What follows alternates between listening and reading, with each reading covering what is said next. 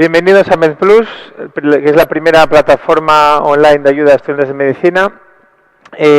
Bueno, mi nombre es Jorge Lorenzo y soy el encargado de hematología dentro del curso de Mir Asturias. Voy a explicaros rápidamente la diferencia fundamental entre la anemia ferropénica y la anemia de trastornos crónicos. Antes de ello, yo creo que son conceptos imprescindibles que no se deben de mezclar en los datos de sideremia, ferritina y transferrina.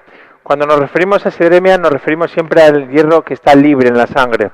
La ferritina es un concepto siempre de depósito del hierro, es decir, la proteína que almacena el hierro. Mientras que cuando hablamos de transportadores del hierro, nos referiremos siempre a la transferrina. Un dato muy importante que no podemos olvidar es que los conceptos de ferritina y transferrina siempre son inversos, es decir, los dos pueden estar normales, evidentemente, pero no pueden estar los dos elevados ni los dos disminuidos. El momento que uno de ellos aumenta, el otro va a disminuir. Eso es muy importante dedicar las preguntas para hacer diagnósticos diferenciales. También es importante recordar que la ferritina es el primer parámetro analítico que disminuye ante un descenso de hierro. Aparte de ser muy útil para hacer el diagnóstico diferencial, como decimos ahora, entre la anemia ferropénica y la anemia de trastornos crónicos. Dos conceptos también, antes de comenzar con la clínica, que son importantes recordar, es la diferencia entre ferropenia y anemia ferropénica. El dato de ferropenia es específicamente un dato analítico, es decir, el paciente tiene una ferropenia pero no es consciente de ello, no tiene ningún tipo de sintomatología. Mientras que cuando hablamos de anemia ferropénica nos estamos refiriendo ya a datos analíticos. El paciente ya sufre esa ferropenia que no se ha solucionado, que tras un tiempo, digamos, considerable se han agotado los depósitos y ya, como no hemos solucionado el problema, no hemos solucionado la causa de esa ferropenia, al final el paciente acaba teniendo sintomatología. Visualmente se podría explicar con este cuadro, es decir, al inicio, cuando nosotros necesitamos hierro, cuando tenemos un estado de ferropenia, nosotros vamos a utilizar el hierro de los depósitos y por lo tanto el primer parámetro analítico que va a alterarse, va a disminuir en este caso, es la ferritina, mientras que lo último que aparece es precisamente la clínica del paciente, que es cuando aparece ya la anemia, una anemia que siempre va a ser una anemia microcítica. Respecto a la anemia ferropénica, hay muchas causas. La causa más frecuente siempre es un aumento de las pérdidas. En las mujeres van a ser las pérdidas menstruales y en los varones en principio van a ser pérdidas de sangre de causa digestiva. La clínica, aparte de la clínica general de cualquier anemia, va a tener una serie de características más o menos comunes, más específicas de esta patología, como es la colioniquia o uñas en cuchara, la existencia de rágades o boqueras, la existencia de una membrana de Plummer-Vinson o Patterson-Kelly, las escleróticas más o menos grisáceas, azuladas, o bien una glositis atrófica, junto a otras patologías como el riesgo aumentado de infecciones o, por ejemplo, el síndrome de piernas inquietas. En cuanto al diagnóstico, aparte de buscar la causa, los parámetros que utilizamos son las que hemos visto anteriormente, es decir, la sideremia, la ferritina, la transferrina, entre otros. ¿Cómo encontraremos estos valores analíticos en este caso? En este caso, recordar que la ferritina es lo primero que disminuye. Si estamos ante una anemia ferropénica, decíamos que es un estadio final de un estado de ferropenia, la ferritina va a estar muy disminuida, por lo tanto la transferrina, que se comporta de forma inversa, va a estar aumentada. Y por supuesto, como no tenemos hierro en este caso, la sideremia va a estar también disminuida.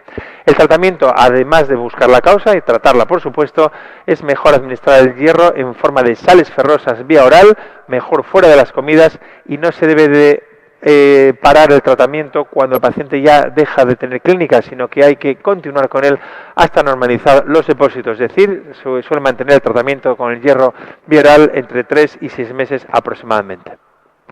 Diferencia fundamental con la anemia de trastornos crónicos, una anemia también muy frecuente, es la anemia considerada más frecuente en pacientes, en personas hospitalizadas, y en este caso todos los trastornos crónicos, todas las enfermedades crónicas, inflamatorias, infecciosas, tienen algo en común, que es la liberación de una gran cantidad de mediadores de inflamación, es decir, gran cantidad de citoquinas, dentro de las cuales la más importante en este caso es esa interleuquina 1. ¿Por qué?